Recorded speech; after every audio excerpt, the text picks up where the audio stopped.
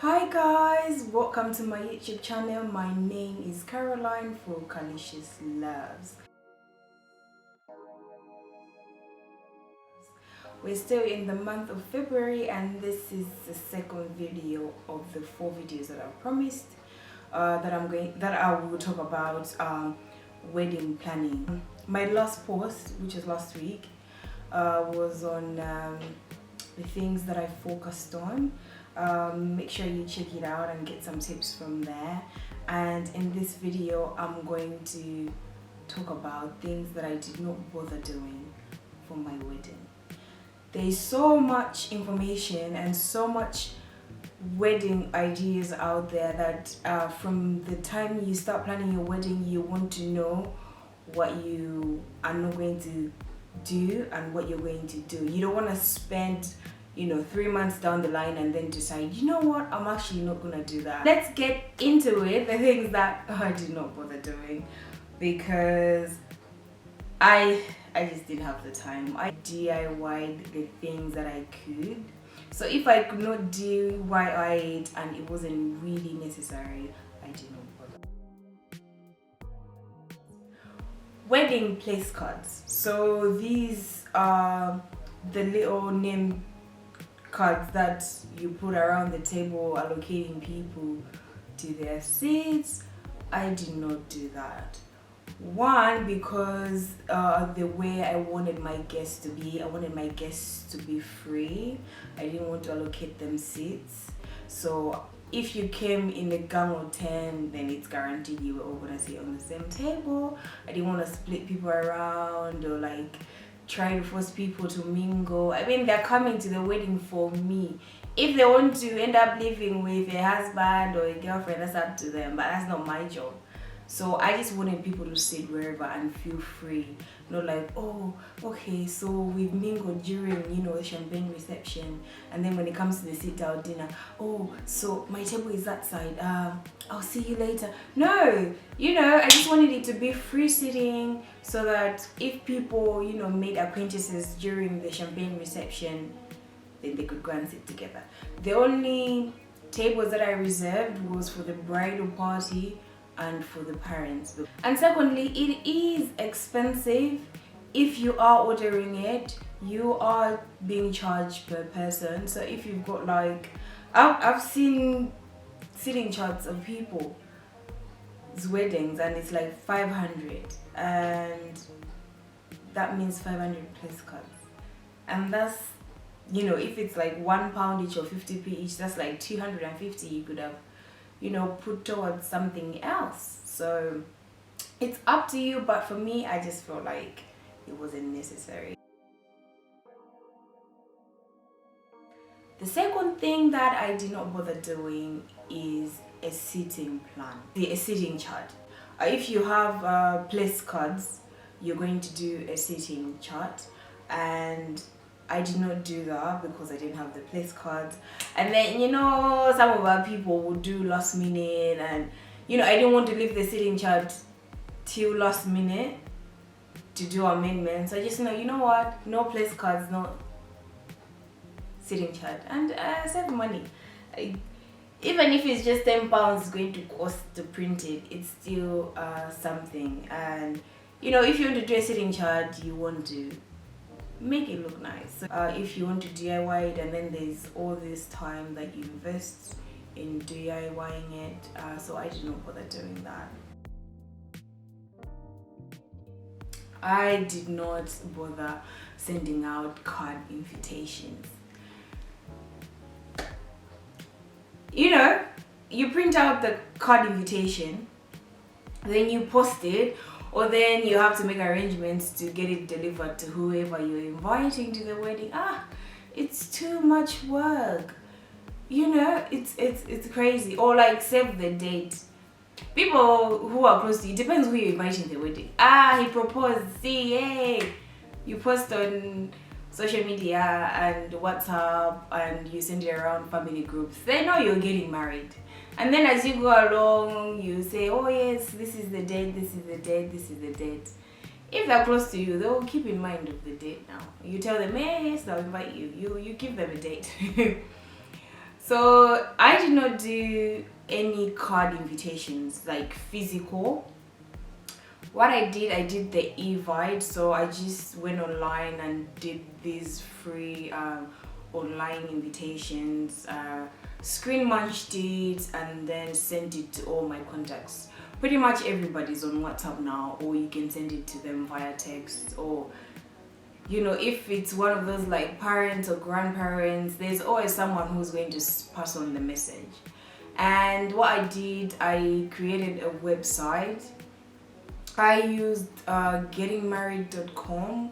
So this was more of like a website blog where I put all the information, so brief story about me and my husband, because not everybody who knows me knows my husband, and not everybody who knows my husband knows me. So I just wanted to give a brief introduction, and for those people that did not know me or did not know him would have an idea of what kind of couple we are. And then in terms of dietary requirements, it was all on there. In terms of transport, the church, everything was on the website. Although I did get a lot of questions from a couple of people who could not be bothered to go on the website. Things happen. Some people just don't have the time. They'll look at the date and that's it. So I either kept referring them back to the website, or if I had time, I would just answer them. So I did not make any card invitations, because when I was looking at it, like, I don't want to do a basic card invitation. So I might as well not do a basic, end up paying money. I just did an Evite, and said if I had to do the one that I wanted, it would have taken a lot of time DIYing, or I would have spent at least more than £100, and then you're looking at postage or just the logistics of trying to get the invitation to the intended people. Number 4, church decor. With my decorator, I've already been charged for the main reception area, and then I'm like, okay, let me see how much it will cost me to do church, and I'm hearing 200 and something. I mean, this is the place where I'll only be for 1 hour. My church was fine, so I didn't have to do a lot of decor. We were lucky that the Saturday we got married on, it was a Saturday when they just put fresh flowers at the altar, so we did not have to do anything in terms of decor. It looked pretty much fine.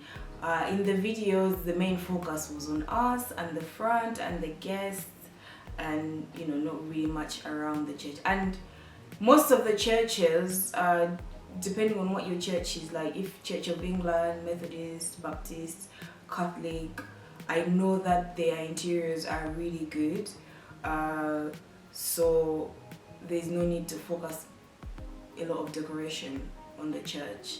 I saved money and I put that towards the food, which I focused on. I did not rent a fancy car to take me from the hotel to the church. So the hotel where we had our reception is the same hotel where we slept the night before and where we slept on the night of our wedding. So the only time we had to, arrange transport was from the hotel in the morning to church. And when we looked at wedding car renters, you were finding like 500, 450 just from the hotel to church, and this was like less than 30 minutes drive from the hotel to church, and then 1 hour later will be from church to hotel, or 2 hours later if you're taking pictures within the church compound, which we did. And we're like, why? No, we're not doing that. We're not gonna pay someone about like £500 just to drive less than an hour back and forth, and fuel won't even cost that much just because we want like a luxury car. you know, most of our friends have like up-to-date cars, so we used one of our friends' car. It was just a matter of getting from point A to B. But if you're too fussy and you want one nice car and you can afford it, that's fine. You know, sometimes it's not about affording, it's about, is it necessary? Because things will add up when you start budgeting for your wedding. It's all these little things you realize, oh, we need a car. So we need someone who's going to drive people around. Do we need an extra car for guests for the bridal party? That sort of thing. So we never bothered in a fancy car. It worked out perfectly. My husband's friend drove us from the hotel to the church, and then from the church to the hotel. And that's the only time we needed a car. And once everybody go back to the hotel, we didn't have to worry about any logistics because everything was at the hotel. Cake. Ladies, you know how like before you get married, you're like, oh, I want this cake for my wedding. Oh, I like this, I like that. Continue. It's when you start checking the prices now for a cake. You be like, do I really want like specifically a wedding cake?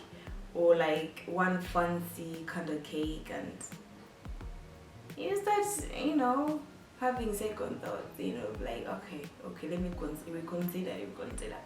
When I started looking at cakes, I would find cakes for like 500, 6, 4, and there were no sizes that I even liked. So I was like, okay, we'll have the champagne reception. People will sit down, and then somewhere along the way in the program, we'll cut the cake. People will probably eat it. Do I really want to invest that much in a cake? Like, I'm not very traditional in terms of the cake. My husband wasn't too fast. But if you are, you might want to do an expensive cake. I did not. I just went to my local bakery, like where I always order cake, and said, I want a cake for my wedding, 3 tiers, for this amount of people. How much will you charge me? And then, you know, some of us would do hago. Ended up paying 180 for the cake. And can you imagine, this cake went missing at the hotel. So at the end of the night, one of my friends put it back in the hotel fridge because they had allowed us to do that. And next morning, the cake wasn't there. Can you imagine if I had spent £500 on this cake? I'd be like, so that is it, the cake is gone.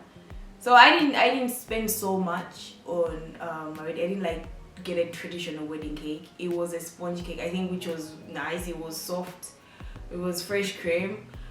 Maybe it's not traditional for a wedding cake, but this is what I wanted. This is the kind of, you know, look that I was going for. And then in addition to that, one of my best friends bakes, and she did really, really nice cupcakes, which people took home at the end of the night. I know that some people who do like dummy cakes, you know, just for decorations. I don't really feel the whole dummy cake idea, but if you're all about the pictures and things looking good, it's up to you. It's your wedding, so you decide. Budgeted gifts. So, you know, these people who have come to your wedding, they've made an effort, they've traveled from wherever. You want to give them something nice, right? Something that they'll remember your wedding. You don't have to do gifts, you know. The fact that you're investing in them having a good time, that alone could be a gift, you know, so they remember that it was a fun wedding. These gifts can get really expensive if you want to get things very nice and niche. Depending on how many people you're inviting, these gifts could range from 5, 10, 15, and when you multiply by 100 or 150 or 200, it's a lot of money. if you feel like you really need to give a gift, give what you can. You know, at least someone won't say, oh, we went to the wedding, they didn't give us anything. Most of the people will, not most, some people will leave the gifts lying around. I think that's common with most events. They'll probably forget because they've had one too many. We had key rings, like wooden key rings made in Malawi, and they had our hashtag, and some of them were fridge magnets. And we had personalized pens as well.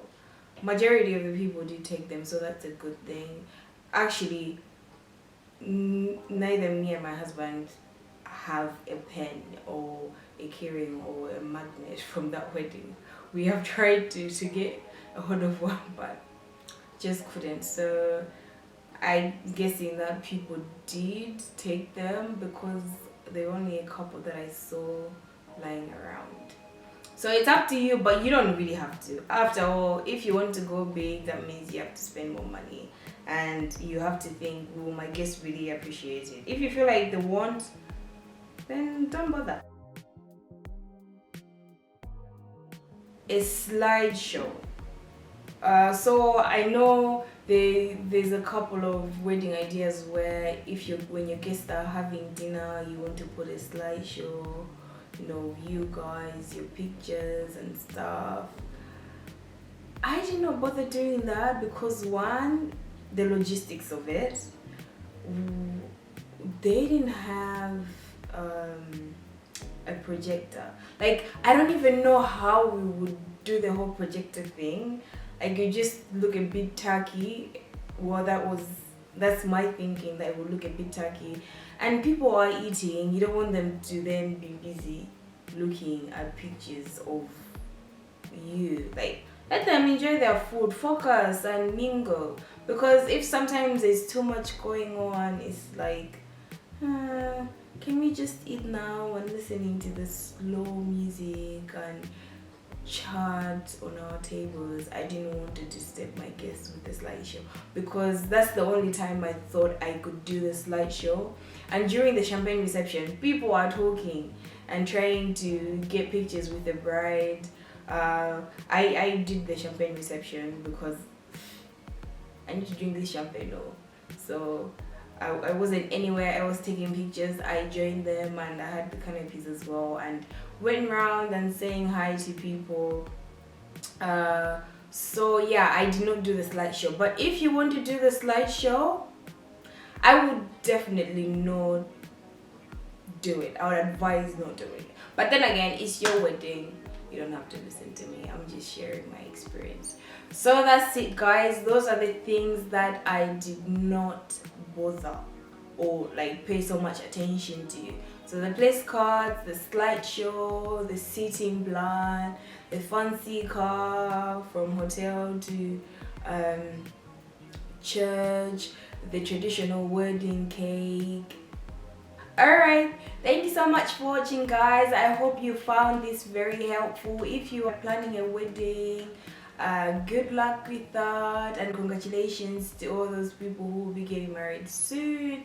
And if you're just here, you know, passing time, you are always welcome. Make sure to share this video and like it, subscribe to my channel so you can get, you know, alerts on my latest post. I will be posting another video next week on things that I DIY'd for my wedding. You know, if I can save the money and do it myself, why not? And it feels more personal, and I think if you have the time, you enjoy the process. So next week we are talking about DIY ideas. Alright, thank you guys. Speak to you soon. Bye.